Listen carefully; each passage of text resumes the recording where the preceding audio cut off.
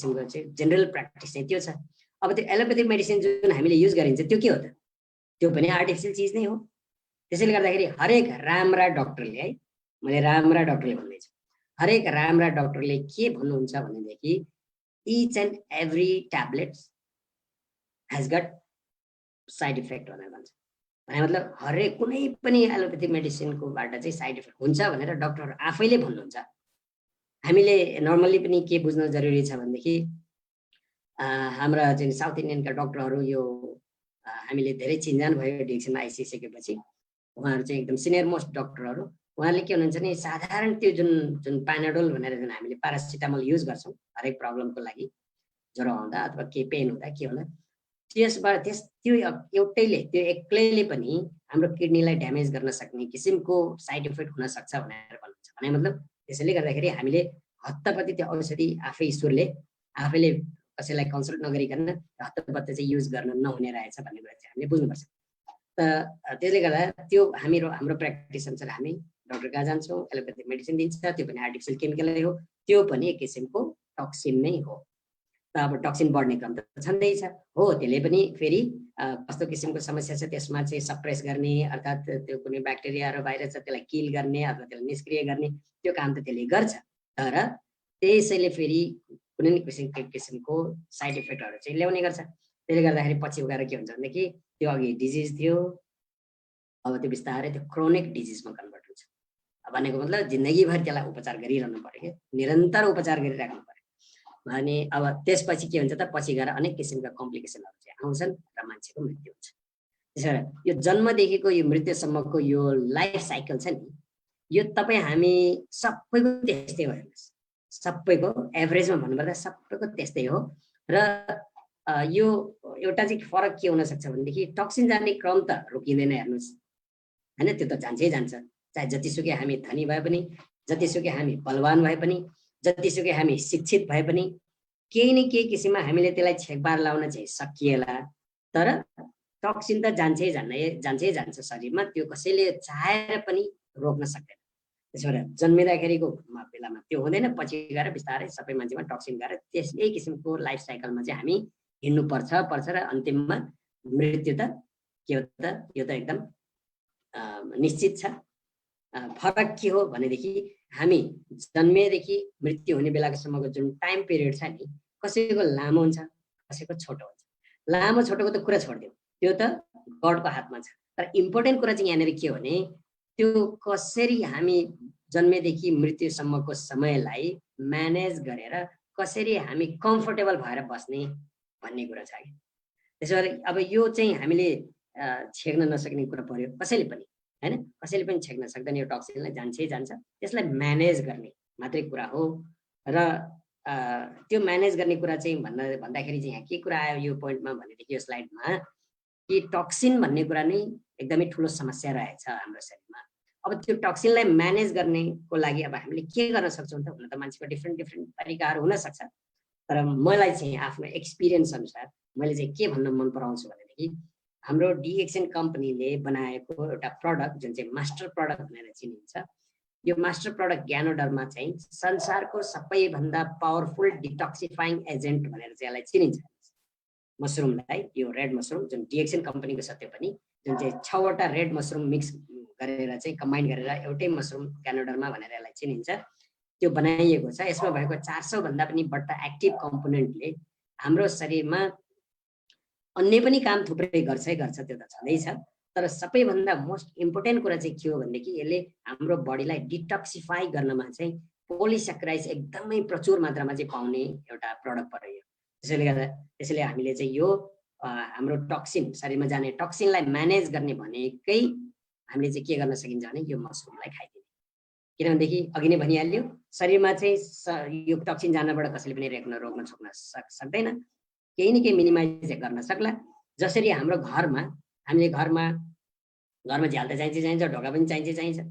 अब झ्याल ढोका हुँदै त्यसलाई बन्द गर्दै पनि धुलोको मसिनो कणहरू भित्र छिर्दै गरेर केही समय हामीले त्यो घरलाई सफा गरिएन भनेदेखि थुप्रै किसिमको डस्ट जसरी जम्मा हुन्छ, त्यस्तै किसिमको चाहिँ हामीले बुझ्न सकिन्छ हाम्रो शरीरलाई। हाम्रो शरीरमा पनि थुप्रै किसिमका झ्याल ढोकाहरू छन्। सबैभन्दा ठुलो ढोका भनेको चाहिँ मुख, त्यसबाट चाहिँ सबैभन्दा धेरै टक्सिनहरू भित्र जान्छ अरे। त्यसपछि गएर हाम्रा 9वटा गेट भन्छ नि, त्यो 9वटा मात्रै होइन, हाम्रो शरीरको सानो सानो सानो सानो जुन रौँ उम्रेको ठाउँहरूमा चाहिँ प्वालहरू हुन्छ, त्योबाट पनि हाम्रो चाहिँ स्किनमा परेपछि त्यो चिजहरू बिस्तारै शरीरभित्र चाहिँ जान थाल्छ। भने त्यो टक्सिनहरू त हाम्रोमा जान्छै जान्छ। अब अहिले आएर हामीले अब त्यही टक्सिन जाला भनेर मास्क लगाएको छौँ होइन त, चस्मा पनि लगाएको छौँ, त्यसपछि हातमा पन्जा पनि लगाएको छौँ, बार बार फेरि त्यो हाम्रो फेसमा कतै कन्ट्याक्ट होला भनेर हात धुने गरेको छौँ, सेनिटाइजर युज गरेका छौँ होइन। अर्थात् यो हेल्थ वर्करहरू जुन छ उनीहरूले त पिपिई छुट्टै किसिमको डिजाइन गरिएको शिरदेखि पाउसम्म छपक्कै किसिमले ढाक्ने किसिमको चाहिँ त्यो प्रोटेक्टिभ इक्विपमेन्टहरू युज गरेका छन्। त्यो के हो त, त्यही अनवान्टेड मटेरियललाई, ब्याक्टेरिया भाइरसलाई शरीरभित्र जानबाट चाहिँ कम गर्न कोसिस गरेको, तैपनि डाक्टरहरू मरिरहेका छन्, नर्सहरू मरिरहेका छन्, हेल्थ वर्करहरू मरिरहेका छन्। भनेको मतलब के त, हामीले केही अघि नै मैले भनिहालेँ, केही कम चाहिँ हामीले गर्न सक्छौँ, तर जानबाट चाहिँ कसैले पनि रोक्न नसक्दो रहेछ भन्ने कुरा त यसबाट पनि प्रुभ भइसकिसक्यो। त्यसो भएर अब हाम्रो चाहिँ उपाय के हो त भनेदेखि शरीरलाई क्लिन गर्ने, त्यो जान्छ शरीरलाई क्लिन गर्ने अथवा त्यसको इम्युन पावरलाई बढाउने। यो प्रडक्ट जुन हाम्रो मास्टर प्रडक्ट छ क्यानाडरमा, यसको चाहिँ मेन काम भनेकै शरीरमा इम्युन पावर बढाउने र शरीरमा गएका त्यस्ता टक्सिक मटेरियलहरू अथवा अनवान्टेड मटेरियलहरू, एक्सेस मटेरियलहरूलाई चाहिँ हाम्रो शरीरबाट बाहिराउने काम गर्दाखेरि त्यसले के हुन्छ, जस्तो घरमा हामीले कुचलाइराखे जस्तो कि झाडु लगाइराखे सफा गरिराखे जस्तो त्यस्तो चाहिँ इन्भाइरोमेन्ट हुन्छ। र हाम्रो यो जुन छ यो चक्र, लाइफको चक्र, यो सायद हामीलाई सिम्पटम्सहरू आउनु पर्दैन, सायद हामीलाई डिजिज आउनु पर्दैन, सायद हामीलाई कम्प्लिकेसन हुनु पर्दैन। त्यसो भएर यो प्रडक्ट युज गर्नु भनेको के हो भनेदेखि हाम्रो शरीरमा जाने टक्सिनहरूलाई म्यानेज गर्ने र जतिन्जेल हामी बाँच्छौँ कम्फोर्टेबल भएर बाँच्ने यो चाहिँ एउटा उपाय हो। त्यसकारण अब हामीले प्रेजेन्टेसन यति गरिसकेपछि मान्छेलाई हामीले सोध्न सक्छौँ, यदि तपाईँसँग अर्कै किसिमको कुनै ओपिनियन तपाईँको छ कि, कुनै आइडिया तपाईँको छ कि यो विषयमा भनेर सोद्धाखेरि उहाँले के जवाफ दिनुहुन्छ, त्यसबाट फेरि हामी कुरालाई अगाडि बढाउन सकिन्छ। मलाई लाग्छ यस तरिकाले हामीले चाहिँ यसलाई भनियो भनेदेखि अब उहाँलाई चाहिँ मसरुम खानुपर्ने रहेछ कि रहेनछ भन्ने कुरा चाहिँ प्रश्न हुनसक्छ र सायद मसरुम खाने उहाँले चाहिँ डिसिजन गर्न हुनसक्छ। त हामी चाहिँ के भन्छौँ भनेदेखि योभन्दा अलि फरक ढङ्गले गरिराखेका हुन्छौँ, सायद मान्छेलाई त्यो कुरा डाइजेस्ट नहुन पनि सक्छ। यहाँ भनिएका कुराहरू त एकदमै यो प्र्याक्टिकल कुराहरू हुन्, नेचुरल कुराहरू हुन्, यसमा कुनै जोड घटाउ छैन, यो सिधा सिधा कुरा छ। त्यसकारण यो सिधा कुरा मात्रै हामीले मान्छेको दिमागमा हाल्न सकियो भनेदेखि सायद मलाई लाग्छ त्यो मान्छेहरू मसरुम खानालाई अथवा त्यसलाई कन्टिन्यू गर्नलाई रेडी हुन्छन्। त्यसैले अब म चाहिँ अर्को स्लाइडमा प्रवेश गर्न जाँदैछु। त्यो चाहिँ हो के त भनेदेखि हाम्रो कतिपय मान्छेहरू कस्तो हुन्छ भनेदेखि यिनीहरू यो डिएक्सन गर्ने मान्छेहरू खास त्यति पढे लेखेका छैनन्, अर्थात् एउटा कस्तो भने लो प्रोफाइलको मान्छेहरूले गर्ने खालको बिजनेस हो भन्ने खालको कन्सेप्ट बिर गरेर बसेका छन् के उनीहरूले दिमागमा। त्यस्ता मान्छेहरूलाई चाहिँ यो पोइन्टले काम गर्छ जस्तो मलाई लाग्छ। सेकेन्ड स्लाइड जुन छ, जुन चाहिँ के हो भनेदेखि बडीको मेटाबोलिजम, जुन मेटाबोलिक प्रोसेस जुन छ, त्यो प्रोसेस भन्दाखेरि चाहिँ शरीरमा हुने सेललाई गर्ने ड्यामेजेसहरूको बारेमा। किनभनेदेखि हामीले खालि हाम्रो प्रडक्टले चाहिँ मान्छेहरूलाई कम्फोर्टेबल हुन्छ, अर्थात् रोग लाग्न दिँदैन, अथवा रोग लागिसकेका मान्छेलाई पनि बिस्तारै त्यो नेचुरल हिलिङ पावर बढाएर शरीरमा त्यो बिस्तारै हिल हुँदै जान्छ भन्ने कारणले गर्दाखेरि हामी रोगी मान्छेहरू खोज्दै हिँडेका चाहिँ हुन्छौँ। वास्तवमा त्यस्तो गर्नु ठिक होइन। त्यसले गर्दाखेरि के हुन्छ भनेदेखि मैले के भन्छु भने हाम्रो मार्केट साँगुरो हुन्छ, किनभने संसारमा रोगी मान्छे जुन चाहिँ ट्रिटमेन्ट गरिरहेका छन् त्यस्ता मान्छेहरू निरोगी मान्छेहरूको दाजुमा कम छन् जसले ट्रिटमेन्ट गरिरहेका छन् होइन। त त्यसले गर्दाखेरि हामीले हाम्रो मार्केट चाहिँ साँगुरो बनाइरहेको छ। हाम्रो मार्केटलाई फराकिलो बनाउनको लागि चाहिँ के गर्नुपर्छ हामीले भनेदेखि कि हामीले हरेक मान्छेलाई चाहिँ यो प्रडक्टको चाहिँ जरुरत पर्छ भन्ने किसिमको हामीले कुरा गऱ्यौँ भनेदेखि ती मान्छेहरू हाम्रो चाहिँ एउटा मार्केट ठुलो बन्न सक्छ, ती मान्छेहरू चाहिँ हाम्रो प्रडक्ट कन्ज्युम गर्न सक्छन्, बिजनेस भोल्युम बढ्न सक्छ। त मेटाबोलिजम प्रोसेस जस्तो मानिलिनुहोस् बच्चा होस्, बुढा होस्, धनी होस्, गरिब होस्, नेपालमा बसोस्, अमेरिकामा बसोस्, युएमा बसोस्, अथवा इन्डियामा बसोस्, कुनै पनि कन्ट्रीमा बसोस्, ती मान्छेले त अथवा मान्छे स्वस्थ होस् अस्वस्थ होस् खानेकुरा त खान्छ, खानेकुरा त खानै पर्यो नि।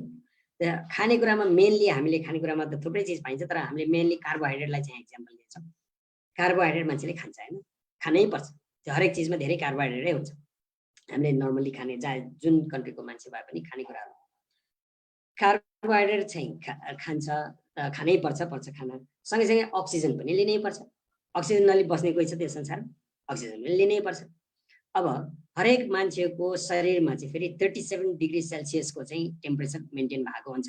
अझ त्योभन्दा टेम्परेचर बढ्यो भनेदेखि फेरि मान्छेलाई अन्य के रोग पो लाग्यो कि, अहिलेको कुरा भन्ने भने झन् कोरोना पो लाग्यो कि भन्ने खालको, कोरोना भाइरसले कोभिड-19 पो बिमारी भयो कि भन्ने खालको चाहिँ मान्छेलाई शङ्का हुनसक्छ। त्यसो भएर 37 डिग्री सेल्सियसको टेम्परेचर बडीमा मेन्टेन भएको हुन्छ। कार्बोहाइड्रेट खायो, अक्सिजन चाहिँ इनहेल गरिराखेकै हुन्छ। अनि यो बडीको टेम्परेचरको यो कन्डिसनमा चाहिँ एउटा केमिकल रियाक्सन हुन्छ बडीमा। त्यो रियाक्सनबाट चाहिँ एनर्जी पैदा हुन्छ, जुन चाहिँ हाम्रो शरीरले डिफ्रेन्ट किसिमको चाहिँ फङ्सन गर्नमा चाहिँ युज गर्छ। अनि त्यसपछि गएर यहाँ कार्बन डाइअक्साइड तपाईँहरूले यहाँ छुटेछ फर्मुलामा, तपाईँहरूले चाहिँ याद गर्नुभयो हुन्छ। कार्बन डाइअक्साइड चाहिँ निक्लन्छ, जुन चाहिँ हामी सास फेरेर छोड्छौँ होइन। लिँदाखेरि अक्सिजन लिन्छ, जाँदाखेरि कार्बन डाइअक्साइड जान्छ। कार्बोहाइड्रेट अक्सिजन हामीले र यो टेम्परेचरमा चाहिँ एनर्जी पैदा भयो। कार्बन डाइअक्साइड चाहिँ हामीले एक्सहेल गऱ्यौँ। र यतिसम्म चाहिँ पहिलाका डक्टर साइन्टिस्टहरूले भन्थे कि, तर अहिलेका डक्टर साइन्टिस्टहरूले चाहिँ के भन्छ भने त्यो कुरा हो भनेको मतलब के हो त, कार्बोहाइड्रेट अक्सिजन लिने हो, 37 डिग्री सेल्सियस टेम्परेचर पनि हुन्छ। त्यो कन्डिसनमा चाहिँ बडीमा एक किसिमको केमिकल रियाक्सन हुन्छ। त्यो रियाक्सनबाट चाहिँ एनर्जी पैदा हुन्छ र कार्बन डाइअक्साइड हामी फाल्छौँ भन्ने कुरा पहिला जुन डक्टर साइन्टिस्टहरूले भन्थे त्यो कुरा हो। तर अहिले आएर चाहिँ अहिलेका साइन्टिस्टहरूले के पनि भन्छन् भने प्लस अर्को पनि एउटा कुरा आउँछ, त्यसलाई भन्छ फ्री रेडिकल। फ्री रेडिकल भनेको चाहिँ यस्तो हो, तपाईँहरूले यसरी बुझ्नु होला। अक्सिजन चाहिँ स्प्लिट जब हुन्छ होइन, त्यो चाहिँ अक्सिजनको केमिकल फर्मुला चाहिँ O2 भनेर हुन्छ। अब O2 भनेको मतलब अक्सिजनको दुईटा एटम मिलेर एउटा अक्सिजनको मलिक्युल बने हुन्छ। अब त्यो जब अक्सिजन स्प्लिट हुन्छ भने मतलब त्यो मलिक्युल जब स्प्लिट हुन्छ त्यो अटम बन्छ। त्यो अटम भनेको O, सिङ्गल O, जुन चाहिँ फ्री हुन्छ, एकदमै अनस्टेबल हुन्छ अरे क्या। शरीरमा चाहिँ जसुकै भाग्छ, त्यो जहाँ पनि भाग्न सक्छ। र जहाँ पर्छ त्यो शरीरमा, कहाँ पर्छ त शरीर भनेपछि, शरीर भनेपछि हामीले के बुझ्नुपर्छ, सेल बुझ्नुपर्छ। किनभने हाम्रो शरीरको युनिट पार्टिकल भनेकै सेल हो। त त्यो कहाँ पर्छ, हाम्रो बडीको सेलमा पर्छ। तब जहाँ पर्छ त्यो त्यसले ड्यामेज गर्छ। ड्यामेज मतलब त्यो सेलमा पनि भित्र एउटा न्युक्लियस भन्ने चिज हुन्छ, त्यो न्युक्लियसलाई ड्यामेज गरिसकेपछि त्यो चाहिँ सेल मर्यो। त्यो मर्यो, सेल मर्नु भनेको के हो त, अब त्यो डेड सेल भयो। जब जति डेड सेलहरू बडीमा त्यसरी चाँडै जम्मा हुन्छ त्यसलाई चाहिँ क्यान्सर भनेर चाहिँ चिन्ने गरिन्छ आजकल। त भनेको मतलब यहाँनिर के आयो भनेदेखि कुरा, कार्बोहाइड्रेट खाइन्छ, अक्सिजन लिन्छ, 37 डिग्री सेल्सियसको टेम्परेचर पनि बडीमा हुन्छ, एनर्जी पनि पैदा हुन्छ, कार्बन डाइअक्साइड पनि निक्लिन्छ, फ्री रेडिकल पनि निक्लिन्छ, जसले चाहिँ हाम्रो बडीको सेललाई चाहिँ ड्यामेजेस गर्ने काम हुन्छ। यो कुरा कसलाई, बिमारीलाई मात्रै होइन, यो सबैलाई, बच्चादेखि बुढासम्म सबैलाई। अझ फेरि इन एडिसन थप कुरा यसमा के छ भनेदेखि, हाम्रो जस्तो अहिलेको लाइफस्टाइल छ नि, अहिलेको जुन लाइफस्टाइल छ, अहिलेको जुन खानपिन छ, त्यो खानपिनमा मानिलिएको जस्तो कस्तो भनेदेखि frozen food, junk food, fast food होइन, विभिन्न किसिमका आर्टिफिसियल केमिकलहरू चाहिँ बाट कम्बाइन भएका खानेकुराहरू र त्यसमा भएका प्रिजर्भेटिभ, त्यसमा भएका एसेन्स, आर्टिफिसियल एसेन्सहरू, फ्लेभरहरू, ती कुराहरूले चाहिँ के हुन्छ भनेदेखि त्यस्ता खानेकुराहरू जब हामीले बढ्दा खाइन्छ, अहिले त्यस्तै नै खाइराखिया छ। त त्यसको कारणले गर्दाखेरि यो फ्री रेडिकल भन्ने जुन चिज छ, यसको चाहिँ बढ्दो चाप छ अरे के बडीमा। भने मतलब यो धेरै प्रोड्युस हुन्छ, धेरै निक्लन्छ अरे बडी। अब त्यो धेरै निक्लिनुको मतलब के हो त, धेरै सेललाई ड्यामेज हुनु हो। त्यसले गर्दाखेरि आजकल अब हाम्रो नेपालीहरूमा माझमा कुरा गर्दाखेरि चाहिँ पहिला चाहिँ बिपी कोइरालालाई थ्रोटको क्यान्सर थियो भन्ने कुरा चाहिँ एउटा कहानी जस्तो लाग्थ्यो कि मान्छेलाई। तर अहिले चाहिँ यो क्यान्सर भन्ने चिज चाहिँ घर घरकै कहानी भन्ने जस्तो भएको छ। तपाईँ हामीले महसुस गरेकै जानेकै कुरा हो। जेन्ट्सहरूमा प्रोस्टेट क्यान्सर अलिकति उमेर भएपछि, लेडिजहरूलाई ब्रेस्ट क्यान्सर, अनि त्यसपछि गएर ब्रेस्ट मात्रै होइन ओभरीतिर पनि के समस्या, अनि त्यसपछि गएर मान्छेको अनेक थरीका क्यान्सर, कसैको बोन क्यान्सर, कसैको ब्लड क्यान्सर, कसैको स्किन क्यान्सर, अनेक थरीका क्यान्सरहरू अहिले घर घरमा पैदा भइराखेका छन्। मेन कारण चाहिँ के भने यो फ्री रेडिकल चाहिँ बढ्ता प्रोड्युस हुनु भएको कारणले गर्दाखेरि। अब यहाँनिर चाहिँ समस्या के आयो त, के देखियो भनेदेखि बडीको मेटाबोलिजम प्रोसेस भनेर यसलाई तपाईँहरूले यसरी बुझ्नु होला। हामीले त खानेकुराहरू जुन खान्छौँ, खानेकुरा खाइएको खानेकुराहरूबाट हाम्रो शरीरलाई चाहिने र हाम्रो शरीरले चिनिएका, सिस्टमले चिनेका र चाहिने चिजहरू हाम्रो शरीरले लिन्छ। जुन कुरा हाम्रो शरीरलाई चाहिँदैन त्यो कुराहरूलाई चाहिँ उसले फेरि बिस्तारै हाम्रो एक्सक्रिसन सिस्टमबाट चाहिँ दिसा पिसाब पसिना यस्तोबाट चाहिँ निकालेर पठाइदिन्छ। त्यो जुन प्रोसेस खानेदेखि लिएर गएर एक्सक्रिसन सिस्टमसम्म पुग्नेसम्मको जुन प्रोसेस हुन्छ त्यसलाई चाहिँ मेटाबोलिजम प्रोसेस भनेर चाहिँ बुझ्नु होला तपाईँहरूले। त यो प्रोसेस चाहिँ हुँदाखेरि यो चाहिँ मैले अघि नै कुरा गरेँ फ्री रेडिकलको कुरा, यो एकदमै आजकल संसारकै सबभन्दा ठुलो समस्या भएर गएको छ। यसको कारणले गर्दाखेरि यो क्यान्सरको पनि अब हाम्रो देशमा पनि अहिले त एकदमै बढ्दो किसिमले चाहिँ यो इन्क्रिज भइराखेको छ क्यान्सरको समस्या। अब यहाँ समस्या के रहेछ त फ्री रेडिकलको समस्या रहेछ र हामीले अघि पनि कुरा गऱ्यौँ कस्ता चिजहरूबाट चाहिँ अझ बढ्ता चाहिँ यो फ्री रेडिकलहरू चाहिँ पैदा हुन्छ भने हो गर्ने के हामीले मान्छेलाई यति भनिसकिसकेपछि एउटा क्वेसन राख्न सक्छु, are we aware of free radicals भनेर। तपाईँलाई यो फ्री रेडिकल्सको बारेमा थाहा छ, थाहा थियो भनेर चाहिँ हामी सोध्न त मिल्यो नि कसैलाई यो कुरा भनिसकेपछि। अवश्य पनि मलाई लाग्छ धेरै कम मान्छेलाई मात्रै थाहा छ यो फ्री रेडिकल्स भन्ने बारेमा क्या। अब गर्ने के त, खाना छोड्ने भएन, अक्सिजन लिन छोड्ने झनै भएन, अनि बडीको टेम्परेचर त्यति हुनै पर्छ नत्र हस्पिटलाइज हुनुपर्छ। अनि त्यसपछि गएर यो गर्दै मात्रै पनि त फ्री रेडिकल आउँदो रहेछ भन्ने कुरा बुझिसकेपछि अब यो फ्री रेडिकललाई कन्ट्रोल गर्ने चिज अथवा त्यसलाई म्यानेज गर्ने यस्तो चिज हामीलाई चाहियो जसले चाहिँ हामीलाई यो फ्री रेडिकलको चाहिँ खतराबाट चाहिँ बचाउन सकोस्। तपाईँहरूको जानकारीको लागि मैले के भनौँ भनेदेखि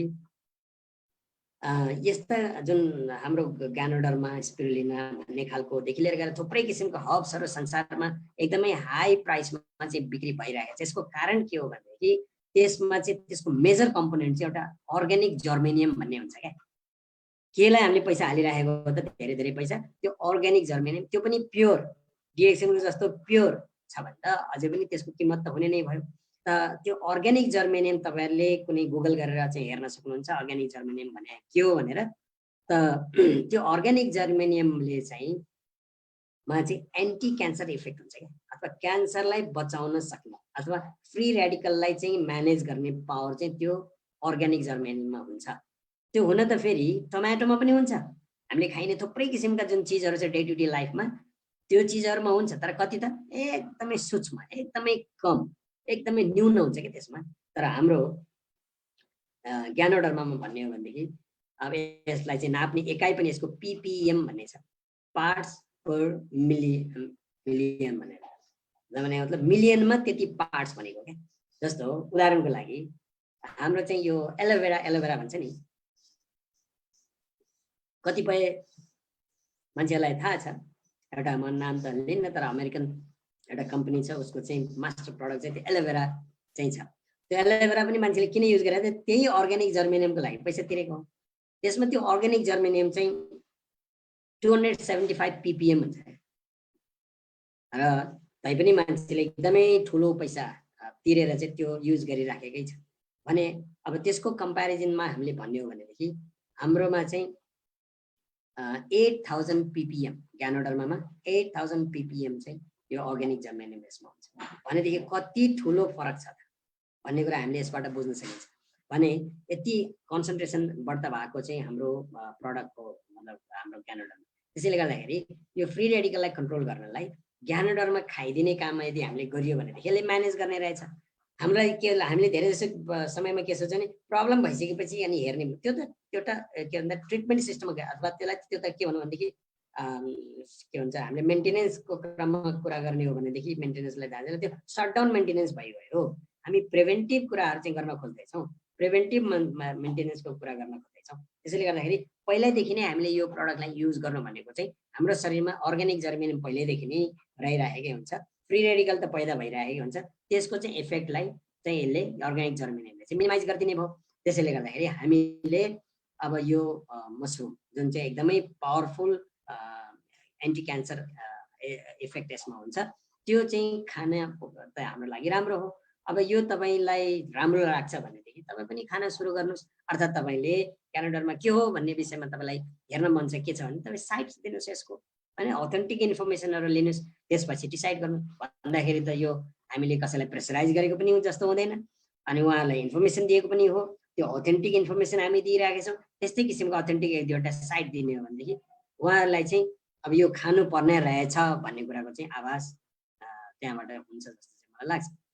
त्यसैले गर्दा यो दुईटा स्लाइड हामीले जुन कुरा गऱ्यौँ जुन चाहिँ हामीले चाहिँ के भन्छ त ज्ञानोडर्माको बारेमा अलिकति भन्नु पर्यो भनेदेखि त्यो दुईटा स्लाइडको बारेमा एउटा चाहिँ के त जन्मेदेखि मृत्युसम्मको समयमा चाहिँ कम्फर्टेबल भएर बस्न सकिने किनभने टक्सिन जानबाट रोक्न सकिन्न भन्ने कुरा अर्को चाहिँ फ्री रेडिकल चाहिँ बन्छ त्यसलाई फ्री रेडिकललाई रोक्न सकिन्न भन्ने कुराले चाहिँ ज्ञानोडर्मालाई हामीले फोकस गरेर त्यसको बेनिफिट यसमा पाउन सकिन्छ यसमा अथवा त्यसलाई म्यानेज गर्ने चाहिँ यो प्रडक्ट हुन सक्छ भनेर सल्लाह दियो भनेदेखि मान्छेले त्यसलाई नो भन्ने ठाउँ हुन सक्दैन।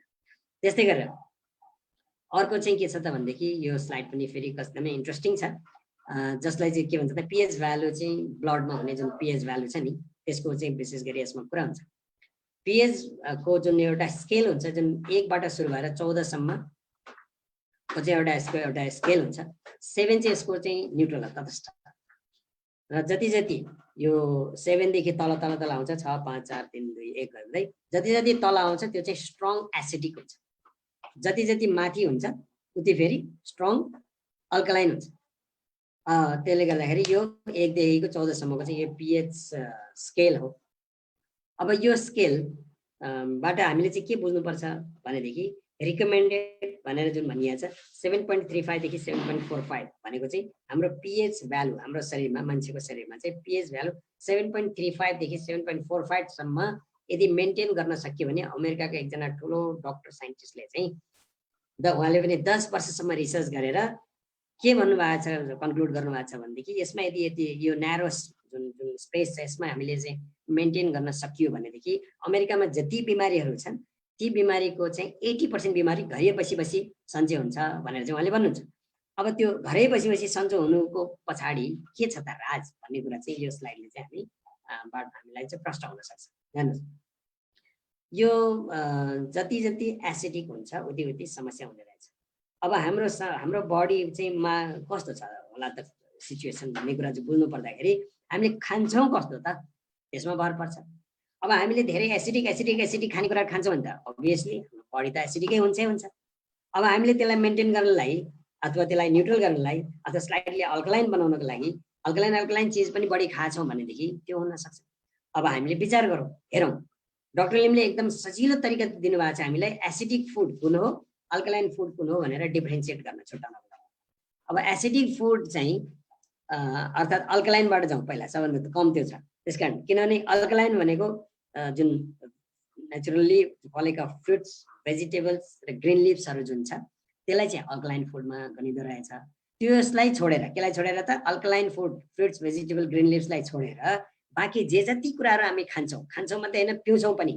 कतिपय ठाउँमा त पानी पनि एसिडिक छ। पानी भनेर मात्रै हुँदैन भनिन्छ नि कुण्ड कुण्ड पानी मुण्ड मुण्ड बुद्धि भनेर कुण्ड पानी होइन ठाउँ ठाउँको पानी अनुसार अथवा अहिले हामी मिनरल वाटर किनेर खान्छौँ भनेदेखि फ्याक्ट्री पानी भन्ने पनि भयो कुण्ड पानीको ठाउँमा। अब कुण्डमा त कहाँ गएर मान्छेले पाउँछ र सायद वर्षमा एकचोटि गोसाई कुण्ड जान्छ कि कुन कुण्ड जान्छ थाहा छैन। तर मैले भन्न खोजेको कुरा चाहिँ के त हामी त डिपेन्ड हुन्छ त्यही फ्याक्ट्रीहरूमा जुन चाहिँ उनीहरू चाहिँ पानीलाई प्रशोधन गरेर बेचिरहेको हुन्छ त्यो चाहिँ फ्याक्ट्रीमा भर पर्छ। कतिपय पानी तपाईँले हेर्नु होला पिएच मैले युएमा पनि देखेको छु 6.9 को पानी पनि त्यहाँ बेचिरहेको छ भने मतलब त्यो चाहिँ स्लाइडली त्यो त के भयो त स्लाइडली एसिडिक भयो। पानी पनि न्युट्रल छैन भने मतलब बजारमा के भने अब हामीले कस्तो चाहिँ खानेकुराहरू पिउने कुराहरू पिइराखेका छौँ त्यसमा डिपेन्ड गर्छ हाम्रो बडीको चाहिँ पिएच भ्यालु। किनभने हामीले जे खान्छौँ त्यो कुरा हाम्रो बडीले त्यो हाम्रो बडी त्यस्तै हुने हो। त्यसैले अब हामीले के विचार गर्नु पर्यो भने हामीले कस्तो खानाहरू खान्छौँ त अल्कलाइन खान्छौँ कि एसिडिक खान्छौँ। तर हामीले यदि एउटा मिटिङहरू पनि हामीले के गर्ने गरिन्छ भनेदेखि एउटा स्याम्पल लिन्छ कि एकजना व्यक्तिलाई लिएर तपाईँले हिजो के खानुभयो ब्रेकफास्टमा लन्चमा डिनरमा अथवा बिचबिचमा भन्दाखेरि यो 80% चाहिँ भन्दा बढी चाहिँ अल्कलाइन खानेकुरा खानुपर्ने रे र 20% भन्दा कम खाना मात्रै एसिडिक खानुपर्ने। तर मान्छेको त्यो ठ्याक्कै उल्टो पनि भएको छ। उल्टो मात्रै होइन कतिपय मान्छेको त त्यो 95% अथवा 99% जस्तो एसिडिक खाना भएको छ भनेपछि उसको ब्लड चाहिँ जुन त्यो एसिडिक नभएर के हुन्छ त नि। अब जब ब्लड एसिडिक हुन्छ हेर्नुहोस् यहाँनिर आएर कुरा बुझ्नुपर्ने कुरा के जब मान्छेको ब्लड एसिडिक हुन्छ अथवा मान्छेको बडी एसिडिक हुन्छ सबैभन्दा एकदमै डरलाग्दो कुरा देखेर मान्छे सुत्न सक्दैन। मान्छेलाई सुत्न सक्दैन भन्नाले निन्द्रा लाग्दैन क्या। अनि त्यसपछि कस्तो हुन्छ नि हाम्रो हिन्दी गाना छ नि एउटा करबटे बदलते रहे सारी रातको भने जस्तो क्या। त्यसो भएर मान्छे यता फर्क्यो निद्रा लाग्दैन, करबटे यता फर्किनुलाई करबटे बदल्ने भन्छ कि हिन्दीमा। अनि यता फर्क्यो फेरि निद्रा आउँछ कि भने निद्रा आउँदैन। त्यसो भएर मान्छे सबैभन्दा ठुलो निद्रा, किन त एसिडिक बडीले चाहिँ अक्सिजनको फ्लो राम्रो गर्न सक्दैन बडीमा। जब बडी भनेको माइन्ड पनि हो, त्यसो भएर जब माइन्डमा राम्रोसँग अक्सिजनको फ्लो हुन सक्दैन, मान्छे रिल्याक्स हुन सक्दैन। त्यसो भएर उसकोमा अनेक थरी विचारहरू आउने, अनि उस माइन्ड रिल्याक्स नभएपछि ऊ सुत्न नसक्ने हुन्छ। त्यसो भएर यो मेरो पनि आफ्नो एक्सपिरियन्स हो, हेर्नुहोस्, यो त थ्योरिटिकल कुरा हो होइन, त आफ्नो पनि मेरो पर्सनल एक्सपिरियन्स के छ भनेदेखि म जब सुरुमा युए गएको थिएँ त्यति बेला चाहिँ मेरो बडी अलरेडी एसिडिक भइसकेको रहेछ, किनभने मेरो फ्याटी लिभर त छँदै थियो र अब हाम्रो खानपिन लाइफस्टाइल त्यस्तै थियो नि त। त्यसले गर्दाखेरि मेरो एसिडिक बडी भइसकेको रहेछ, मलाई निद्रा लाग्दैन हेर्नुहोस् राति होइन। अनि कहिलेकाहीँ कस्तो हुन्थ्यो भने एक रात पुरै निद्रा नलाग्ने, म जब गर्थेँ, अनि जब गर्दा गर्दाखेरि के हो त बिहान उठेर त ड्युटी जानु छ, अनि गयो ड्युटी गरेर आयो के गर्यो, एक रातपछि अर्को 2 रातको निद्रा खप्टेपछि फेरि निद्रा लाग्ने क्या। त्यस्तो किसिमको चाहिँ मैले आफैले पनि एक्सपिरियन्स गरेको कुरा छ। त्यसरी एसिडिक बडीले चाहिँ के त ब्लडको फ्लो राम्रो नभएर अक्सिजनको फ्लो पनि राम्रो नहुने रहेछ। त्यसो भएर हाम्रो शरीरमा अक्सिजन ब्लडको फ्लो पनि हुन एकदमै जरुरी छ, अक्सिजनको फ्लो पनि हुन जरुरी छ। अब त्यो भएन भनेदेखि अहिले मैले भनिहालेँ, सुत्न सक्दैन मात्रै होइन, खाना पच्दैन, हाम्रो बडीको सबै कुरा स्लो डाउन हुन्छ क्या, हाम्रो बडीको सबै कुरा फङ्सनहरू स्लो डाउन गरिदिन्छ। कतिपय समस्याहरू चाहिँ त्यसमा चाहिँ एकदमै चाँडै हुर्किन्छ, मतलब ब्याक्टेरिया भाइरसहरू जुन खतरनाक किसिमको कुराहरू हुन्छ, र मान्छेलाई रोग साँच्चै निको चाँडै हुँदैन।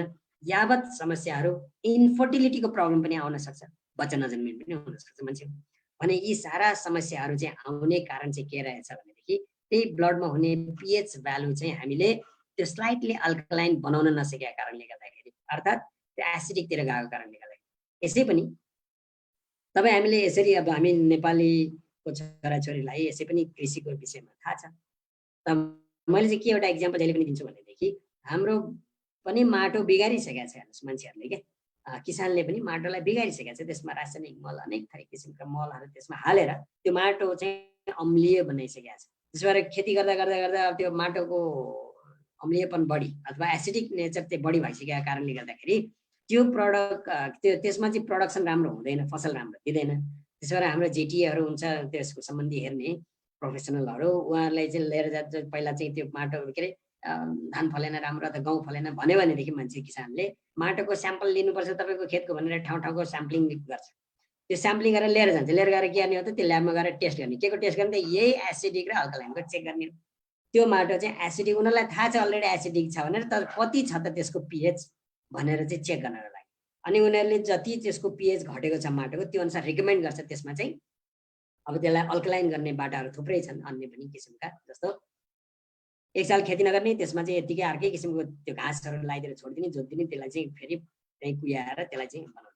अर्को एउटा तरिका छ, त्यसले गर्दाखेरि एक सालको त फसल उसले खान पाएन होला। अर्को एउटा तरिका के छ भने कृषि चुन हाल्ने, त्यो चाहिँ अल्कलाइन हुन्छ होइन। कृषि चुन त्यसमा चाहिँ हालिदिएपछि त्यसले न्युट्रलाइज गरिदिन्छ अनि फेरि फल्न थाल्छ। यस्तो किसिमको रिकमेन्डेसनहरू चाहिँ उहाँले गर्न थाल्छ। अब तपाईँ हाम्रो लागि, मान्छेको लागि, त्यो त जमिनको लागि कुरा भयो, खेतको लागि, बारीको लागि होइन।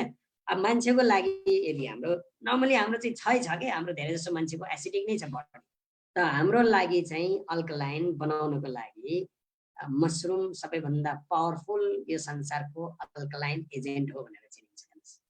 त्यो पनि एकदमै हाइली कम्प्रेस फर्म। किन हाइली कम्प्रेस फर्म? दुनियाँमा अन्य पनि कम्पनीहरू छन् मसरुम बनाउने, तिनीहरूको चाहिँ प्रायः सो 8:1 त्यो रेसियोमा बन्द रहेछ। भने मतलब 8 किलो मसरुमबाट 1 किलो बनाउने। हाम्रो जस्तो जिएल त तिनीहरूसँग छँदै छैन एउटा कुरा।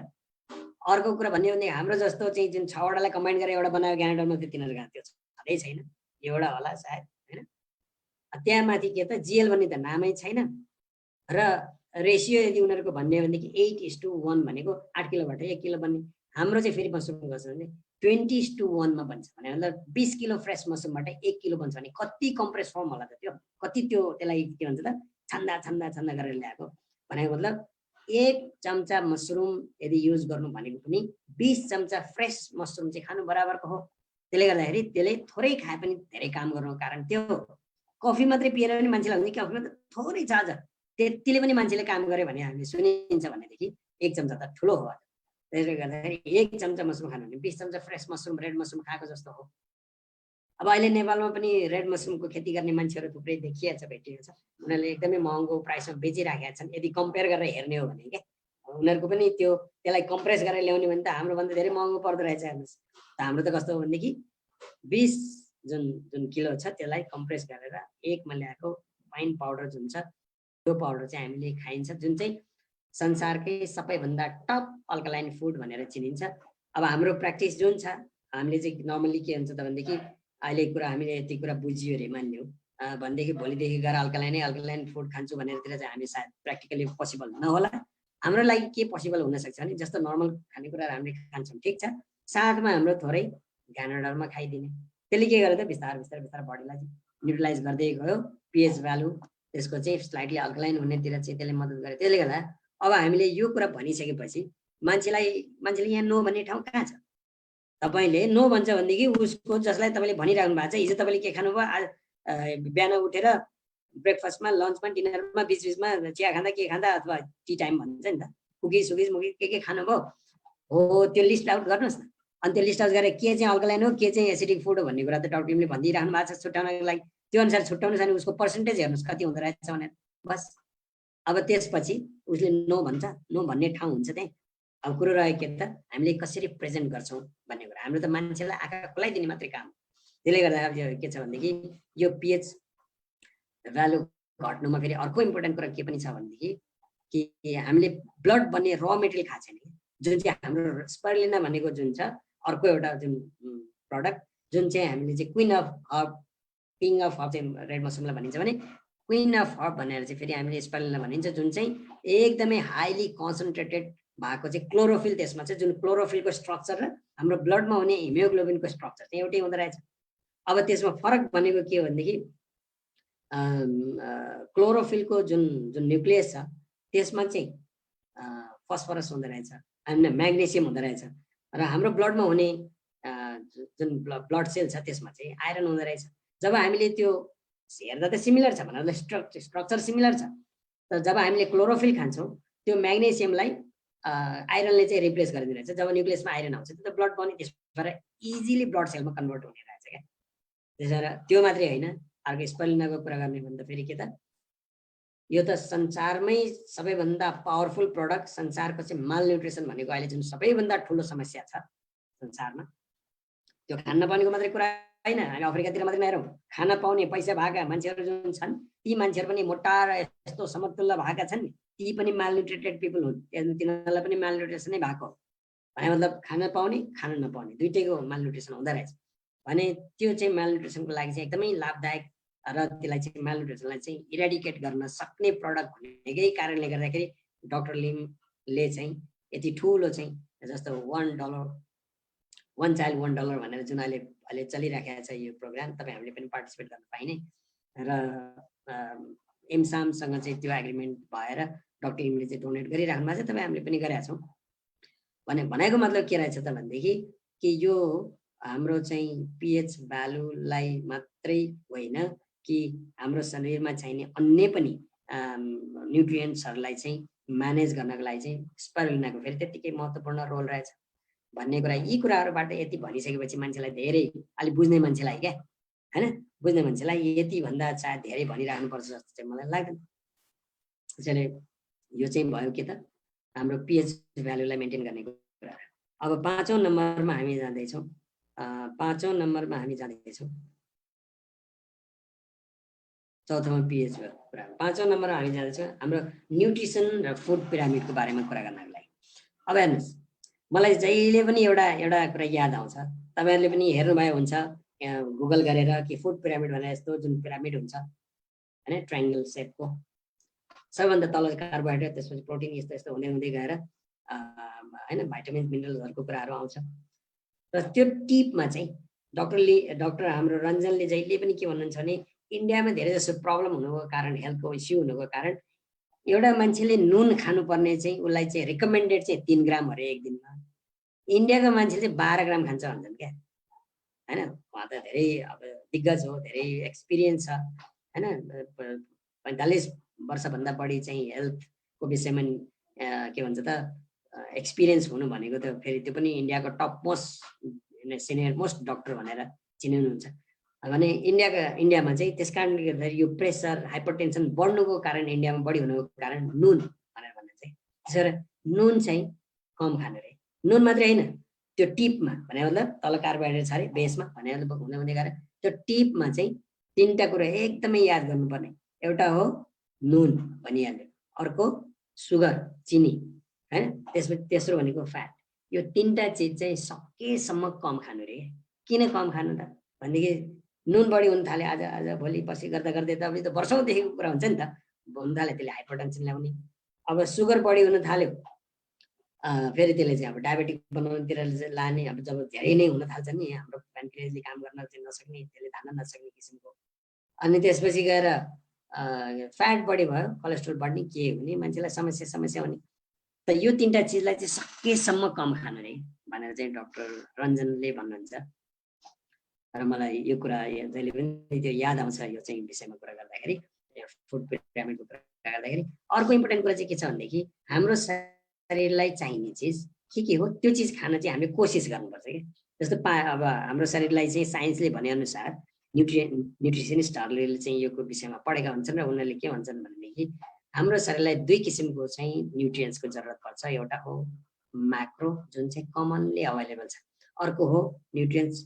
जुन चाहिँ माइक्रो त्यो चाहिँ अलि के छ त अनकमन छ कमनली पाइँदैन त म्याक्रोमा के पर्छ त पानी कार्बोहाइड्रेट प्रोटिन फ्याटहरु पर्छ जुन चाहिँ पानी मान्छेले पिउँछ कार्बोहाइड्रेट त जे खाए पनि कार्बोहाइड्रेट नै पाइन्छ प्रोटिन भनेपछि अब हामीले गेडागुडी दूध अथवा माछा मासु खानेबाट यसबाट पाइन्छ फ्याट पनि त्यस्तै हो फेरि दूध दही अथवा तेल हामीले अथवा मासुबाट यो कुराहरुबाट फ्याट यो चाहिँ चाहिने भन्दा बढी पाइरहेछ कि मान्छेले पानी सायद चाहिए जति खाएको छैन पिँदैन होला मान्छेले जति डाक्टरले रिकमेन्ड गरे हुन्छ अन्य कुराहरु चाहिँ जति हामीलाई चाहिन्छ त्यो भन्दा बढी यति पाइरहेको छ यो म्याक्रो न्युट्रियन्ट्सको कुरा माइक्रो न्युट्रियन्ट्स भन्ने चाहिँ भाइटामिन्स मिनरल ट्रेस एलिमेन्ट क्लोरोफिलहरु जुन हरियो के भन्छ पातहरुमा पाइन्छ यस्ता चीजहरु अथवा भाइटामिन्स मिनरल्सहरु चाहिँ धेरै जसो फ्रुट्स भेजिटेबल ग्रीन लिभ्स आई भन्यो नि त्यो कुरा त्यस्तैहरुबाट चाहिँ पाइन्छ तर त्यो कुरा हामी एकदमै कम खान्छौँ मलाई एउटा म कहिले पनि बिर्सिँदैन यो कुरालाई के अब हाम्रो साउथ इन्डियन साथीहरु हामीसँग धेरै चिनजान भयो म विदेशमा बस्दाखेरि साउथ इन्डियन साथीहरुको खानामा चाहिँ त्यो करी पत्ता भन्ने हाल्दो रहेछ भन्ने कुरा तरकारीमा के हाल्दो रहेछ भन्ने कुरा नि त्यहाँ गएर चाहिँ बढ्ता देखियो र कतिपय साथीहरु जब खाना बस्छ नि त त्यो त हेल्थको लागि राम्रो भनेर हो त्यसबाट अन्य पनि केही न्युट्रियन्ट्सहरु छ होला त्यसमा सँगै फेरि त्यो त क्लोरोफिल त हरियो पात त्यो हो त्यसमा त क्लोरोफिल त छ कतिपय साथीले खाना बस्दाखेरि त्यो साम्बार भन्छ नि साम्बार तरकारी भनौँ न हाम्रो नेपाली त्यो तरकारीमा हालेको त्यो जुन छ नि के रे करी पत्ता त झिक्दै फाल्दै गरेर बाँकी खाएको मैले देखेँ भने जुन खानुपर्छ भनेर राखेको हो नि त त्यो त साइन्टिफिकली चाहिन्छ भनेर ट्रेडिसनल तरिकामा पनि मान्छेले चाहिँ त्यो अप्लाई गरिराखेकै रहेछन् भन्ने कुरा त थाहा हुन्छ तर मान्छेले नखाने क्या त्यसै गरेर यो के छ त भनेदेखि न्युट्रियन्ट्सको कुरा गर्दै म्याक्रो माइक्रो दुवै मिलेको खाना खानु पर्यो फुड पिरामिडको कुरा गर्ने भनेदेखि हामीले के त अघि भने जस्तो कार्बोहाइड्रेट त्यसपछि प्रोटिन यो हुँदै गएर हैन मिनरल्स भाइटामिन्सहरु हुँदै गएर लास्टमा गएर टिपमा चाहिँ के त नुन चिनी र चिल्लो चाहिँ एकदमै कम खाने यो गरियो भनेदेखि हामी वास्तवमा हेल्दी लाइफस्टाइलतिर जान्छौँ तर मेरो आफ्नो पर्सनल एक्सपिरियन्सको यदि मैले कुरा गर्ने हो भने हामी कयौं पटक अब हामी धेरै विदेश पनि बसियो म विदेशमा बस्दाखेरि पनि धेरै जसो म बाहिर त्यति खाना खान्थिनँ तर मिटिङहरुको कारणले गर्दाखेरि बाहिर खान त पर्थ्यो बाहिर पनि मलाई अलि जे कुरा पनि के रेस्टुरेन्टतिर खायो भने नुन बढी लाग्ने चिल्लो बढी लाग्ने त्यो देखिने के त्यो कारणले गर्दाखेरि म त्यति मलाई बाहिर खान मन लाग्दैन काठमाडौँ अथवा नेपालमा आएपछि नि यहाँ पनि त्यस्तै छ हेर्नुस् यहाँ पनि के त जहाँ खाए कुनै भोज भतेर हुन्छ के हुन्छ हैन कति पैसा खर्च गरेर मान्छेले कहाँबाट चाहिँ त्यो क्याटरिङ वालालाई बोलाएर के गरेर चाहिँ पैसा खर्च गरेर चाहिँ बनाएको छ खाना चाहिँ मान्छे थुप्रै बोलाएको छ त्यो बोलाउनको लागि कार्ड मात्रैमा कति खर्च गरेको छ होला तर जब खाना लाग्यो पहिल्यै नुन चस्सै मुखमा जिब्रोमा भिज्छ क्या भने मतलब नुन बढी हुन्छ क्या चिल्लो पनि त्यस्तै बढी हुन्छ लानुहोस् अनि पिरो त अब पिरोले बढी भएर त खासै त्यस्तो फरक त पर्दैन तर नुन र के त चिल्लो मरमसला मसला अब मलाई अनि त्यो जहाँ गए पनि त्यस्तै मान्छेलाई अब त्यही मन पर्दो रहेछ अथवा त्यो बानी लागिसक्यो क्या त्यो बानी त हो नि त्यो टेस्टको बानी हुन्छ क्या मान्छेलाई। आज नुनिला अलिक बढी खायो, भोलि झन् बढी, त्यो बढी अथवा त्यो खालको भएन भनेदेखि मिठो नलाग्ने खालको त्यस्तो हुन्छ। त्यो ह्याबिट गर्नै हुँदैन। त्यसले गर्दाखेरि मान्छेलाई ठुलो समस्याहरू हेल्थको आउने रहेछ। त्यसैले हामीले न्युट्रियन्ट्स, कम्प्लिट न्युट्रियन्ट्स भएको खानेकुरा पनि हामीलाई चाहियो। फुड पिरामिडमा बताए अनुसारको हामीले त्यो किसिमको म्यानेज गरेर हाम्रो खाना खानु पर्यो। अब सोध्नु न, यो कुरा तपाईँले गर्नुहुन्छ? यस्तै छ त तपाईँको घरमा, तपाईँको पर्सनल लाइफमा, तपाईँको फ्यामिलीमा? अवश्य पनि छैन। अब यसको ठाउँमा के गर्ने त? फेरि त्यो स्पिरुलिनाको नाम लिन चाहन्छु म। स्पिरुलिना यस्तो प्रडक्ट हो जसमा म्याक्रो पनि न्युट्रियन्ट्स, माइक्रो पनि न्युट्रियन्ट्स। माइक्रो न्युट्रियन्ट्सको त्यो त खानी हो, त्यो खानी मात्रै होइन, त्यो चाहिँ हाइली कन्सन्ट्रेटेड फर्ममा चाहिँ त्यहाँ भाइटामिन ए भन्नुहोस् अथवा भाइटामिन कुनै पनि रेन्जका भाइटामिनका रेन्जहरू भए, मिनरल्सका रेन्जहरू भए, यो ट्रेस एलिमेन्ट, क्लोरोफिल, यो सारा चिज यसमा भएको चाहिँ एउटै मात्रै प्रडक्ट छ, त्यो स्पिरुलिना। तपाईँको यो के भन्छ न्युट्रिसनको काम त सिधै त यो एउटा प्रडक्ट भएपछि। फुड पिरामिड भने त आफैले म्यानेज गर्ने कुरा हो। कार्बोहाइड्रेट कति खाने, होइन, प्रोटिन कति खाने, फ्याट कति खाने, यो कुराहरू मिलाउनु त आफू अवेर भएपछि आफ्नो घर परिवारलाई पनि त्यो किसिमले एजुकेट गरेपछि कुरा सिद्धि। त्यसो भने एउटै प्रडक्टले यो सारा काम हुँदो रहेछ नि त भन्ने कुरा मान्छेलाई भन्यो भनेदेखि नो भन्ला त। अब उसलाई चाहिँ चाहियो कि त हो त यो कुरा भन्ने कुरालाई चाहिँ चेक एन्ड ब्यालेन्स गर्नको लागि चाहिँ, अथवा उसलाई ऊ आफू सेटिस्फाई हुनको लागि साइड दिनुहोस्, यसको कुनै न कुनै साइड पढ्नु न तपाईँ आफै भन्ने किसिमले। हामी के मान्छेलाई झुक्काउने फकाउने त्यो कुरा हो र? जे फ्याक्ट हो त्यो भन्न नसकेका कारणले गर्दाखेरि तपाईँ हामी पछि परेका छौँ क्या। त फ्याक्ट हामीले भन्न सकेका छैनौँ, तर बरु उल्टो कुरा हामीले कसरी भन्छौँ नि, तिम्रो रोग सन्चो हुन्छ, भोग सन्चो, के भन्न भन्छौँ हामी, मान्छेलाई चित्त बुझ्दैन। त यसरी चाहिँ भन्नु चाहिँ राम्रो हुन्छ जस्तो चाहिँ मलाई लाग्छ। यो भयो न्युट्रिसन र फुड पिरामिडको कुरा, मान्छेको आँखा खोल्ने। अब अर्को एउटा आँखा खोल्ने एउटा बाटो छ, त्यो चाहिँ के हो भनेदेखि एक्सर्साइज, रेस्ट, रेडिएसन, यी सम्बन्धित कुराहरू अथवा अन्य कुराहरू। मेजर कुरा चाहिँ के हो भनेदेखि 1 घन्टाको चाहिँ प्रपर एक्सर्साइज हुन जरुरी छ। हाम्रो डाक्टरले पनि के भन्नुहुन्छ भने 40 मिनटदेखि 1 घन्टाको चाहिँ प्रपर एक्सर्साइज हुन जरुरी छ भन्नुहुन्छ। 6 to 8 आवर्सको डिप स्लिप हुन जरुरी छ भन्नुहुन्छ। अहिले जस्तो एसिडिक बडी छ, कर्बटे बदलै छ, अनि डिप स्लिप कहाँबाट हुन्छ र? 6 घन्टा के 8 घन्टा के 10 घन्टा सुते पनि मान्छेको रेस्ट ऊ चाहिँ थकाइ नमर्ने कारण नै त्यही हो, डिप स्लिप हुँदैन मान्छेमा। Away from the radiation, antibiotic resistant, यो एकदमै जटिल कुराहरू हुन् वास्तवमा भन्ने। 1 hour exercise per every day, यो मान्छेलाई थाहा छ तर मान्छेले गर्दैन, होइन? अब यो गर्दैन किन त? सायद कसैलाई अल्छी लाग्छ, सायद कसैले गर्न नगरे पनि चलिरहेकै छ नि भन्ने किसिमको नेग्लिजेन्स गरेको छ, होइन?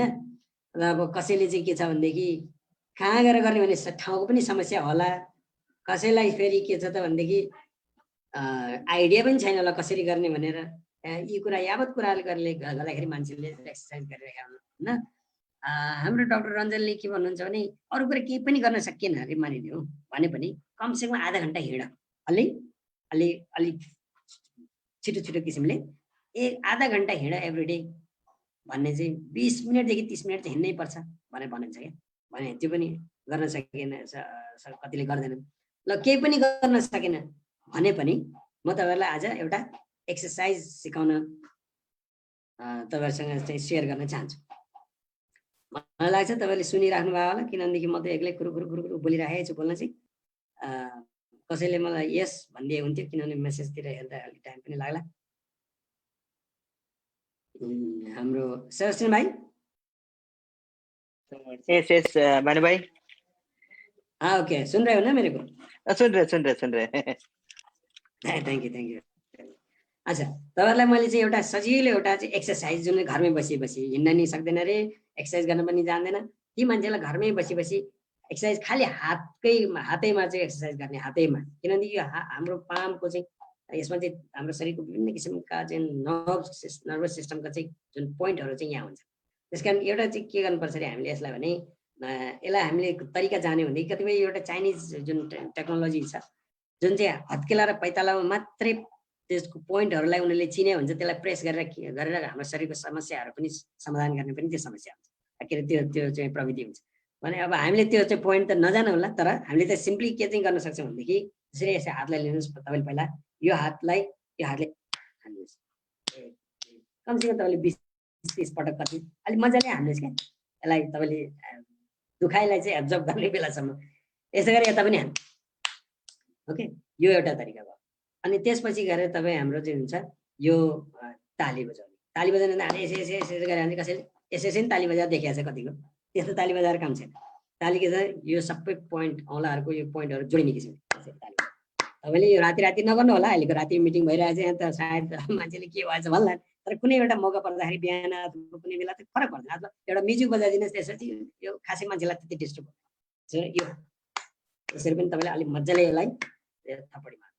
पहिला के भयो, यो भयो, त्यसपछि यो भयो, अनि यो भयो, अनि त्यसपछि तपाईँ यो बक्सिङले तपाईँले आफ्नो हत्केलालाई आफूले हान्ने क्या, हान्ने यता पनि हान्ने, यतिसम्म भयो। अनि त्यसपछि गएर तपाईँले के भने यो एउटा जोइन्ट छ नि, यो हात यसलाई यसरी यसो यसो यो यस्तो सर्कल पारेर अलिकति हाम्रो मसाज अथवा बडी लोसन छ नि, ह्यान्ड एन्ड बडी लोसन हाम्रो, त्यो भयो भने अलिक सजिलोसँग हुन्छ। यो नत्र भने अलिक अप्ठ्यारो लाग्छ, यसलाई के भन्छ फ्रिक्सन पर्छ भन्छ। तेल अलिकति अथवा बडी लोसन भयो भने मजाले यसलाई यसो गर्ने, फेरि यता यसो गर्ने। अर्को स्टेप फेरि तपाईँ के भने यो छ नि, यसलाई तपाईँ ठोक्नुहोस्। यहाँ चाहिँ अलिक दुख्छ है, यो गर्दा चाहिँ अलिक दुख्छ, तर तपाईँले कतिसम्म सहन सक्नुहुन्छ त्यस्तो किसिमले तपाईँले यसरी हिर्काएर। अर्को भने फेरि यो यसरी यति यसरी यसरी मजाले क्या तपाईँले सहन सक्ने जति सक्नुहुन्छ त्यो किसिमले तपाईँले हान्नु। अर्को एउटा यो छ नि, यो र योलाई प्रेस गर्ने, यसलाई यसरी रब गर्ने। यति मात्रै गरियो भनेदेखि हाम्रो चाहिँ फुल बडीको एक्सर्साइज भइरहेको हुन्छ क्या वास्तवमा। अब त्यति पनि गर्न सकेन अथवा त्यति पनि गर्न सकेन भने कफी पिउनुहोस्। डाक्टर लिमले के भन्नुहुन्छ भने हाम्रो कफी रेगुलर पिउने मान्छेले चाहिँ त्यो रेगुलर 1 आवर एक्सर्साइज गर्ने बराबरको अथवा त्योभन्दा बढ्ता बेनिफिट चाहिँ पाउँछ भनेर चाहिँ डाक्टर लिमले चाहिँ भन्नुहुन्छ। भने कफी पिउने सिम्पली यस्तो जसले पनि गर्न सकेन, नभए पनि यो कफी पिउने अहिले मैले भने जस्तो यति गर्नलाई चाहिँ 2 मिनटको काम, कफी पिउँदा हुने काम, हामीले केही काम गरिरहेको त्यही बेला हुने काम भने यस्तो त हामीले गर्न सकिहालिन्छ नि। यति मात्रै गर्नु ठुलो कुरो छैन। 6 to 8 आवर्स चाहिँ राम्रोसँग सुत्ने कोसिस गर्ने। अब यो अवे फ्रम द रेडिएसन भन्ने कुरा चाहिँ फेरि कस्तो हो भनेदेखि प्र्याक्टिकली पोसिबल सायद मान्छेलाई छैन होला। मोबाइल सेट मान्छेहरूको हरेकको हातमा छ, कसैको एउटा होइन दुईवटा छ, त्यो चाहिँ अब आवश्यकताको पनि कुरा होला। तर कतिपय मान्छेले चाहिँ यो मोबाइललाई यहाँ अगाडिको पकेटमा यसरी राखेर हिँड्छन् क्या। मैले त्यो देखेँ मलाई सक लाग्यो। भित्र के छ त, हार्ड अमूल्य चिज भित्र छ।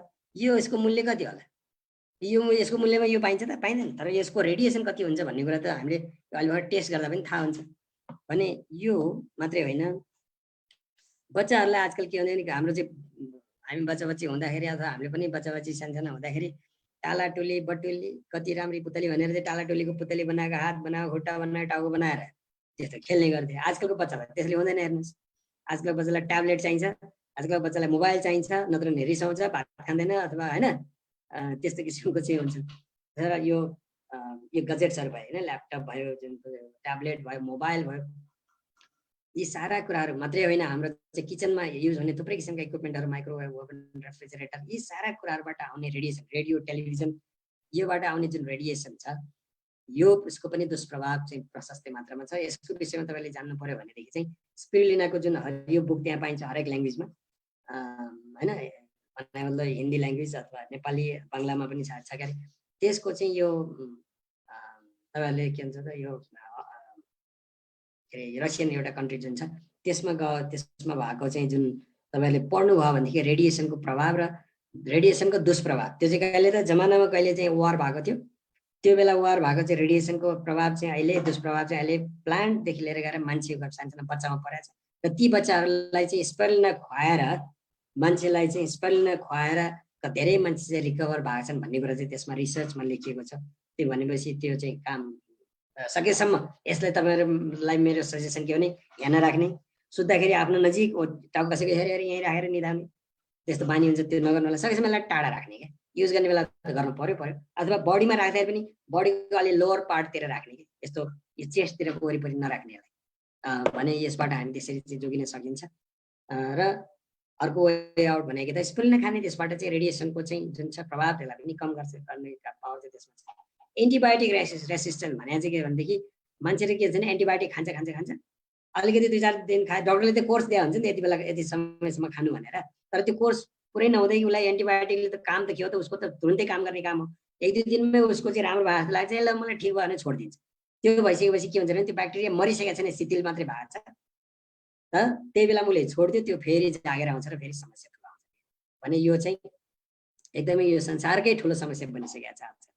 भने यो पछि गएर एन्टिबायोटिक बनाउने मान्छेले नै के भनेको छ भनेदेखि एन्टिबायोटिक त हामीले बनायो अहिले समयको चाहिँ माग अनुसार यसलाई चाहिँ जरुरत भएको कारणले गर्दाखेरि, तर यस्तो समय आउनेछ एन्टिबायोटिकले काम गर्दैन भने जसले बनायो उसैले भनेको छ, त्यो बेला आउनै लागिरहेको छ, किनभनेदेखि रेसिस्टेन्स अहिले भइसकेको छ।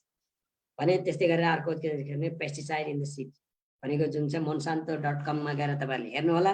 आजकलको जमाना के छ भनेदेखि कृषकहरूले के भन्छ भनेदेखि plants and seeds are no more with us भनेर चाहिँ के भन्छ त फार्मर्सहरूले चाहिँ भनेको छ। भने मतलब उनीहरूको हातमा छैन। कसको हातमा छ त? ऊ यस्तो मोन्सान्तो भन्ने कम्पनीहरू, यिनीहरूले चाहिँ के गरेको छ भनेदेखि त्यो त्यो त्यो सिडमा नै पेस्टिसाइड अलरेडी हालिदिएको छ क्या। त्यसो भएर हामीले चाहिँ त्यसलाई अर्ग्यानिक खेती गर्छु भनेर त्यो हुनेवाला छैन, किनभने अलरेडी त्यहाँ सिडमा नै त्यसको पेस्टिसाइड इन्जेक्ट गरिसकेको छ, परिसकेको छ। भने यी सारा कुराहरू, अन्य कुराहरू पनि यसमा समस्याहरू धेरै छन्। हेर्नुहोस्, यसले गर्दाखेरि यो सबै समस्याहरूसँग जुझ्ने तपाईँसँग केही बाटाहरू तरिका छ त भनेर सोध्नुहोस्। यो सबैको समाधान भनेको एन्टिबायोटिक रेसिस्टेन्ट भनेको चाहिँ सकेसम्म एन्टिबायोटिक खानु नपर्ने ठाउँमा हामी पुग्ने। किन एन्टिबायोटिक खाने? यदि हाम्रो चाहिँ शरीरले चाहिँ त्यो किसिमले चाहिँ बियर गर्न सक्छ र त्यो किसिमको पावर, नेचुरल हिलिङ पावर हाम्रोमा छ भनेदेखि जुन चाहिँ पावर हाम्रा प्रडक्टहरूले चाहिँ, हाम्रा कोर प्रडक्टहरू चाहिँ ल्याइदिन्छ लङ रनमा, भने त्यो खाने अवस्थामा परिएन भने अब यो मान्छेले अवश्य पनि यसलाई रियलाइज गर्छ जस्तो लाग्छ मलाई, र हाम्रो प्रडक्ट चाहिँ प्रति आकर्षित हुन सक्छ। अब यी भए 5वटा प्रडक्ट सम्बन्धी कुरा। अब बिजनेस सम्बन्धी कुराहरू पनि त्यस्तै आई ओपनिङ गर्ने 5वटा पोइन्टहरू छन्, त्यसको विषयमा नि हल्का कुरा गरिहालौँ सर्टकटमा। सबैभन्दा पहिलो चाहिँ के छ, प्रोफेसनको कुरा छ। 40-50 वर्ष अगाडि चाहिँ कस्तो थियो भने एग्रिकल्चर गरेर बस्ने मान्छेको चाहिँ प्रोफेसन राम्रो मानिन्थ्यो, र त्यस्तै गरेर सर्भिस गर्ने मान्छे, जब गर्ने मान्छेलाई चाहिँ ठिकै मानिन्थ्यो, मध्यम मानिन्थ्यो होइन। एग्रिकल्चर गर्ने उत्तम, त्यसपछि गएर सर्भिस गर्ने मान्छेलाई मध्यम, र बिजनेस गर्ने मान्छेलाई गुड अथवा चुत्तो किसिमले चाहिँ हेरिन्थ्यो क्या पहिलाको जमानामा। किनभनेदेखि बिजनेस भनेको गर्ने मान्छे त्यति स्ट्यान्डर्ड मान्छे होइन भन्ने खालको, अथवा कास्टको हिसाबले पनि त्यो किसिमले हेरिन्थ्यो क्या हाम्रो नेपाल अथवा इन्डिया यस्तो ठाउँहरू। अहिले आएर यो 40-50 वर्ष पछाडि अहिले आएर चाहिँ फेरि यो ठ्याक्कै उल्टो भएको छ। उल्टो कसरी भएको छ त? बिजनेस गर्छ जसले, उसको चाहिँ त्यो प्रोफेसन चाहिँ एकदमै राम्रो मानिएको छ, उत्तम मानिएको छ। सर्भिस त्यो अहिले पनि मध्यममै छ। एग्रिकल्चर चुत्तो बनाएको छ मान्छे, पहिलाको उत्तम अहिले चुत्तो भएको छ। कारण के त? मान्छेले त्यो एग्रिकल्चर चुत्तो ठानेको कारणले गर्दाखेरि सायद यहाँ धेरै देश छोडेर विदेश बस्ने साथीहरू, नेपाली साथीहरूले पनि सायद यो कुरा सुनिराख्नु भयो होला अहिले, नभए पनि यो मलाई लाग्छ यसको यो सेभ पनि हुन्छ मिडल इस्टबाट र ब्रोडकास्ट पनि भयो। कतिपय मान्छे जब माइन्डसेट हुन्छ क्या, जब माइन्डसेट भएको मान्छे के भन्छ, जब जब जब जब भनेर बस्छ बिजनेसतिर, उसले सोच्दैन, उसले सारा कुरा त्यही जबभित्रै देखेको हुन्छ कि त अहिले म यस्तोमा छु, अहिले चाहिँ म सुपरभाइजर छु, म चाहिँ एरिया म्यानेजर हुन्छु अथवा म्यानेजर हुन्छु अथवा के हुन्छु भन्ने मात्रै उसले सोचिरहेको, नभए यो कम्पनी छोडेर अर्को कम्पनी राम्रो बेटर जब हेर्दै जान्छु भन्ने मात्रै उसको जबमै मात्रै ओरिएन्टेड हुन्छ क्या। जब माइन्डसेट भएको मान्छे, मेरो स्यालेरी यसरी बढ्छ यसरी बढ्छ यस्तो। तर बिजनेस भनेको कस्तो भनेदेखि लिमिटेसन हुन्न। जबमा त लिमिटेसन हुन्छ नि त, बिजनेसमा लिमिटेसन हुन्छ। बिजनेसमा तपाईँ अनलिमिटेड प्रोग्रेस गर्न सक्नुहुन्छ भने त्यो सायद जबमा हुन सक्दैन। भने जब मान्छेलाई यो जब माइन्डसेटबाट चाहिँ बिजनेस माइन्डसेटमा एग्री गराउन सकिन्छ अनि बल्ल उसले कुरा सुन्न थाल्छ। अर्को एउटा पोइन्ट चाहिँ एकदमै यो धेरैलाई मन पराउनु भएको छ यो स्लाइडलाई पहिला पनि। यो चाहिँ कस्तो भनेदेखि मनी फ्लक्चुएसन भर्सेस कमोडिटिज। हाम्रो जुन डे टु डे लाइफमा चाहिने चिजहरू जुन छ त्योसँग चाहिँ पैसा कसरी फ्लक्चुएसन भयो त यो संसारमा अहिलेसम्म भन्ने खालको एउटा एभरेजको एउटा चाहिँ फिगर हो यो। 1920 मा 1 रुपियाँ भए चल्थ्यो र एउटा फ्यामिली चलाउनको लागि। त्यसको ट्याक्कै 20 वर्ष पछाडि 1940 मा आएर चाहिँ 10 रुपियाँ चाहिन थाल्यो। 1960 मा 20 वर्ष पछाडि फेरि त्यसलाई 100 रुपियाँ चाहिन थाल्यो। 80 मा 1000 रुपियाँ चाहिन थाल्यो। 2000 त तपाईँहरू जसले सुन्नु भएको छ तपाईँहरू आफैलाई चाहिँ एक्सपिरियन्स होला। 10,000 चाहिँ चाहिन्थ्यो अरे एउटा फ्यामिली चलाउनको लागि नर्मली। भने 2020 जुन चाहिँ अहिले चलिरहेको छ यसमा चाहिँ 1 लाख रुपियाँ चाहिन्छ भनेर चाहिँ भनिन्छ। वास्तवमा यो 1 लाख पनि कम भइसक्यो क्या। अलिकति राम्रो लाइफस्टाइल चलाउँछु भन्ने हो भने चाहिँ 1 लाखले पनि नपुग्ने भइसकिसक्यो। र यदि यो जुन किसिमले चाहिँ यो बढिरहेको छ हुन त्यहाँ शून्य शून्य शून्य थपेको छ देखिन्छ, तर यता 20-20 वर्षको अन्तर पनि त छ नि त। भने यो 20-20 वर्षमा चाहिँ यो प्रकारले यो कमोडिटिजको प्राइस र हाम्रो चाहिँ परिवारलाई चलाउने किसिमको अमाउन्ट अफ मनी चाहिँ त्यो हिसाबले चाहिँदो रहेछ भन्ने कुरा हामी यदि 2020 सम्म एग्री हुन्छौँ भने 2040 पनि त हाम्रो नजिकै छ नि त। अब 20 सालपछि त फेरि 40 पनि आउँछ, त्यति बेला चाहिँ 10 लाख चाहिने रहेछ। अहिले सुन्दाखेरि त होइन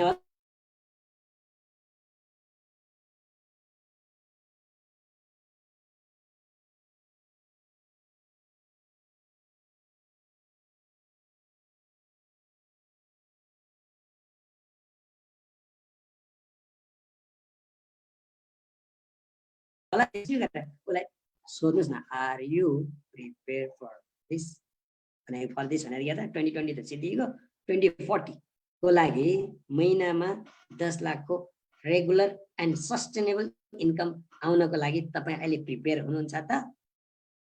अहिले प्रिपेयर भएन भने त्यो बेला चाहियो भनेर त पाइँदैन क्यारे भनेर एउटै मात्रै क्वेसन सोध्यो भने मान्छेलाई सायद अब उसले सोच्न थाल्छ क्या। यदि जब गर्दैछ भने सायद 2040 पछि चाहिँ जब सायद रहन्न होला, गर्दैन होला। अहिले जब गर्दैछ भने जब छोड्छ त्यसपछि त इन्कम त जिरो हो। त्यसै गरेर रोबोट कियोसाकीको जुन cash flow in the world भन्ने कुरा जुन यो छ मलाई एकदमै मनपर्ने, संसारले मन पराएको छ यो कुरा। अब उनले चाहिँ के छ भनेदेखि 3-4 किसिमका जुन क्वाड्रेन्टमा चाहिँ यो संसारभरिका मान्छे छन्। एउटा इम्प्लोइ हो हैन, एउटा त्यसपछि सेल्फ इम्प्लोइ हो, अर्को चाहिँ बिग बिजनेस हो, अर्को चाहिँ इन्भेस्टर हो। अब हामीलाई सायद धेरै पैसा भएको भए त इन्भेस्ट गरेर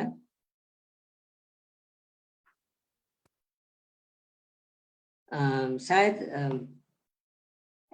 धेरै पैसा भएको भए त हामीले चाहिँ इन्भेस्ट गरिन्थ्यो होला, अथवा धेरै पैसा जोसँग चाहिँ उसले इन्भेस्ट गरेर उसलाई खास त्यो टेन्सन छैन, इन्भेस्ट गर्दा जति प्रफिट हुन्छ उसले पाइरहेको छ।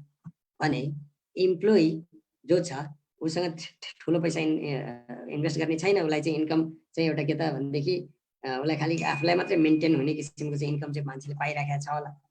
भने सेल्फ इम्प्लोइ भने के हो त, त्यही हो, उसको साह्रै ठुलो चाहिँ त्यो बिजनेस बढेर सायद नजाला, बिजनेस भइरहेको छ, डिसेन्ट लाइफ चाहिँ चलिरहेको होला अहिले। तर यो दुइटै किसिमको चाहिँ कस्तो भने क्वाड्रेन्टका मान्छेहरूको इन्कम भनेको के त यो चाहिँ एक्टिभ हुँदाको अवस्थामा मात्रै आउने इन्कम। यहाँनिर यो पोइन्ट चाहिँ एकदमै इम्पोर्टेन्ट छ क्या, एक्टिभ हुँदाखेरि मात्रै पाउने इन्कम। जब एक्टिभ भएन इन्कम पाएन भने मतलब जो मान्छे चाहिँ एक्टिभ छैन हो काममा, इन्कम पाएन कि उसलाई पैसा चाहिन्छ त, पैसा त चाहिन्छ फेरि। भने यो कुरा चाहिँ मान्छेलाई पिराउनु पर्छ क्या।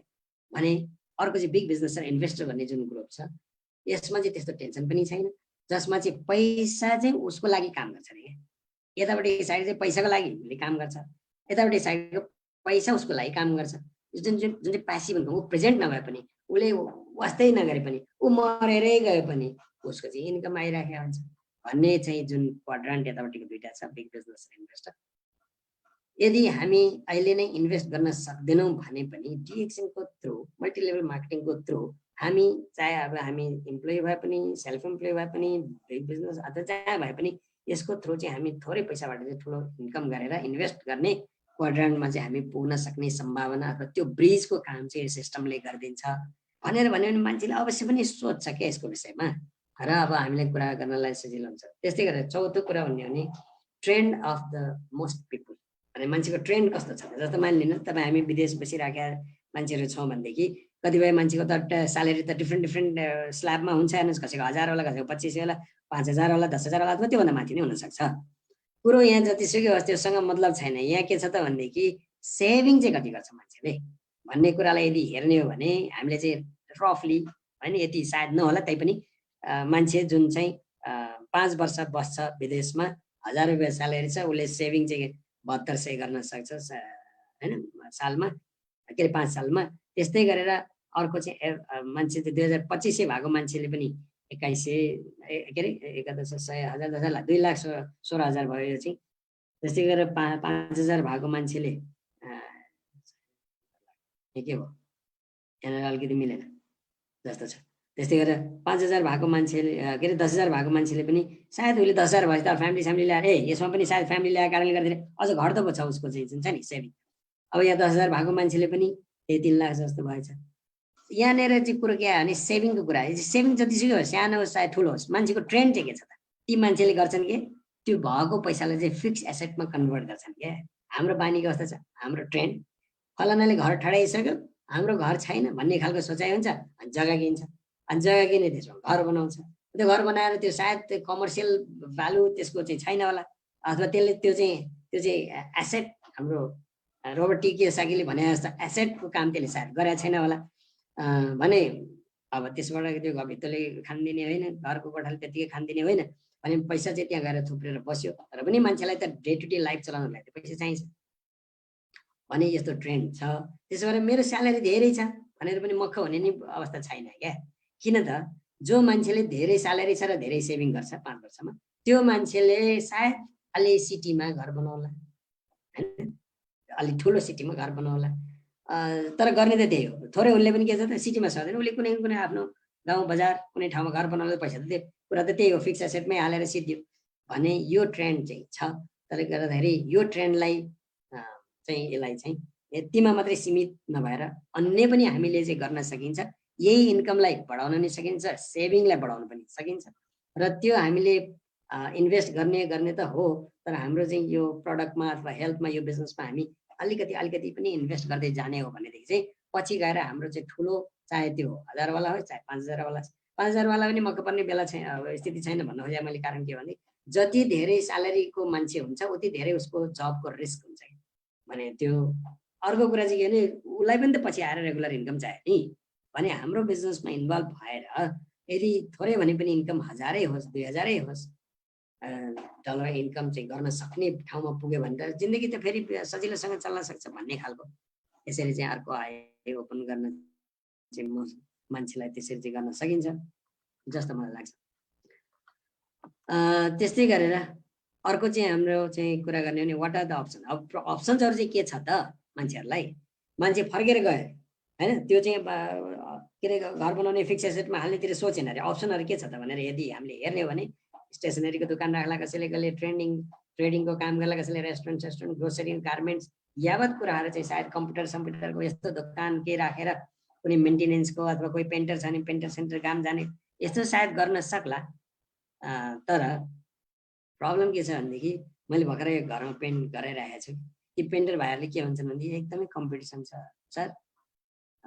एउटाले भन्नु त भनेको थियो, अर्कैले गएर गरिदिने हो कि त्यहाँ मान्छेहरू काम पाएको छैन, कम्पिटिसन बढ्ता छ, त्यसले गर्दाखेरि काम पाउन पनि गाह्रो छ भनेर अब त्यहाँ रिस्क फ्याक्टरहरू पनि अन्य कुराहरूले भन्दै थियो। त्यो सब कुराहरू नभनौँ, तर मैले भन्न खोजेको कुरा चाहिँ के हो भनेदेखि हामीले जे गरे पनि अहिले त हामी मान्ने यदि हामी विदेशमा छौँ भनेदेखि हामीले आएर यी भनिएका कुराहरूको कुनै पनि बिजनेस हामीले सुरु गर्न थाल्यौँ भनेदेखि त्यो बिजनेस पर्टिकुलर त्यही बिजनेस गर्ने मान्छे यहाँ अलरेडी छन् क्या, कुनै पनि कन्ट्रीमा त्यो काम गर्ने अलरेडी छन्, तिनीहरूसितै कम्पिटिसन गर्ने हो, उनीहरू जमेर बसेका छन्। हामीले सायद त्यो किसिमले चाहिँ काम गरेर अथवा त्यो किसिमले चाहिँ इस्टाब्लिस हुन हामी धेरै समस्या पर्ला, धेरै सङ्घर्ष गर्नुपर्ने हुनसक्छ। मलाई यहाँ अन्तिममा कुरा चाहिँ के आयो भनेदेखि पछि गएर त हामीले त गर्ने त बिजनेसै रहेछ नि त, यी मध्येको कुनै न कुनै होइन, कसैको ट्राभल एजेन्सी होला के होला। अब बिजनेस गर्ने कति वर्ष पछि फर्केर आउने यदि विदेश बस्नेहरूलाई मैले भन्दैछु है, कति वर्ष बस्ने हो बाहिर थाहा छैन, कति वर्षपछि आउने हो थाहा छैन। त्यति बेला पछि आइसकेपछिको चाहिँ बिजनेसको चाहिँ यो मोडल कस्तो किसिमको हुन जाने हो, अहिले नै जुन ट्रेडिसनल सिस्टमबाट चलेका बिजनेसहरूको अलिक हालत खराब भइसकिसक्यो, बरु अनलाइन यस्तो गर्नेहरूको चाहिँ अहिले बिजनेस हुन सक्ने सम्भावनाहरू देखिया छ। तर अझै पनि भन्न सकिन्न पछि गएर अझै कस्तो किसिमको रूप यसले लिने हो भनेर। तर मैले भन्नु खोजेको कुरा यति हो कि यी बिजनेसहरू त हामीले कुनै न कुनै गर्ने त रहेछ त, पछि गएर 2 वर्ष 5 वर्ष 10 वर्षपछि फर्केर आफ्नो ठाउँमा गइसकेपछि अब त्योभन्दा 5 वर्ष 10 वर्षपछि के हुन्छ भन्ने अनसर्टेनिटी यदि हामीमा छ भनेदेखि अहिलेदेखि किन बिजनेस सुरु नगर्ने त? तपाईँ जस्तो पोजिसनमा हुनुहुन्छ, तपाईँसँग जस्तो रिसोर्सेस छ, तपाईँसँग जस्तो आइडिया छ, त्यो बिजनेस किन सुरु नगर्ने त? त्यहाँ माथि डिएक्सन जस्तो मल्टिनेसनल कम्पनी चलेको कम्पनी, इन्फ्रास्ट्रक्चर सारा संसारभरि रेडी छ, सपोर्ट सिस्टम छ, यो प्रडक्टहरू युज गरेर आफ्नो हेल्थको सेफ्टी गर्न सकिन्छ होइन। हाम्रो चाहिँ इम्युन पावरलाई बुस्ट गराएर विभिन्न आउने ब्याक्टेरिया भाइरसहरूसँग चाहिँ हामी सेफ भएर बस्न सकिन्छ र अन्य पनि कैयौँ हाम्रा चाहिँ शरीरमा आउने थुप्रै समस्याहरूबाट लाई चाहिँ समस्या आउनबाट चाहिँ यसले चाहिँ रोक्न सक्ने यसमा छ अथवा समस्यालाई डिले गरिदिने प्रोसेस छ एजिङ एन्टी एजिङ पावर यसमा छ सबैभन्दा खुसी हुनुपर्ने कुरा यहाँनिर भने यस्तो प्रडक्टको चाहिँ बिजनेस अहिलेदेखि आफू जे गरिरहेको छ त्यसलाई डिस्टर्ब नहुने पार्ट टाइमको रूपमा हामीले अहिले लिइराख्यो भने 2 वर्ष 5 वर्षपछि हामी आफ्नो ठाउँमा फर्केर जाँदा त हामीले गर्छु भनेर सोचेको स्टेसनरी ट्रेडिङ अथवा ग्रोसरी के रेस्टुरेन्ट ट्राभल एजेन्सी यस्तो त हामीले सायद गर्न मन नलाग्ने हुनसक्छ किनभने त्यो बिजनेस अलरेडी डेभलप भइसकेको हुन्छ र त्यो बिजनेसको तपाईँलाई अलरेडी के भन्छ त थाहा हुन्छ ट्रेडिसनल मार्केटिङ ट्रेडिसनल बिजनेसहरू र यो बिजनेसको चाहिँ भिन्नता तपाईँलाई जब थाहा हुन्छ तपाईँले यो बिजनेस अरू बिजनेस भन्दा यसलाई नै तपाईँले प्रायोरिटी दिनुहुन्छ र कन्टिन्यू गर्नुहुन्छ बस भयो त यो भन्दा तपाईँसँग कुनै इनोभेटिभ आइडिया छ त भनेर सोध्नु न एकचोटि अनि उहाँले के भन्नुहुँदो रहेछ अवश्य पनि मलाई लाग्छ यति कुरा भनिसकिसकेपछि उहाँहरूको चाहिँ अलरेडी के भन्छ त भनेदेखि दिमाग अथवा आँखा खोलिसकेका हुनसक्छ त त्यसले गर्दाखेरि उहाँहरूले चाहिँ अवश्य पनि हाम्रो बिजनेसलाई प्रडक्टलाई एक्सेप्ट गर्ने बाटो हुनसक्छ भन्ने मलाई लागेको कारणले गर्दाखेरि यो हाम्रो के भन्छ 5 वटा प्रडक्टको बारेको मान्छेको आँखा खोल्ने तरिका 5 वटा बिजनेसको बारेको मान्छेको आँखा खोल्ने तरिकाको बारेमा चाहिँ मैले तपाईँहरूलाई चाहिँ यो कुरा सेयर गरेँ मलाई लाग्छ तपाईँहरूलाई अवश्य हेल्पफुल हुन सक्छ तपाईँहरूको आफ्नो बिजनेसलाई अगाडि बढाउनमा भन्दै मैले तपाईँहरूबाट अहिलेको लागि बिदा हुन चाहन्छु र फेरि यस्तै मौकामा फेरि तपाईँ हामी अब आज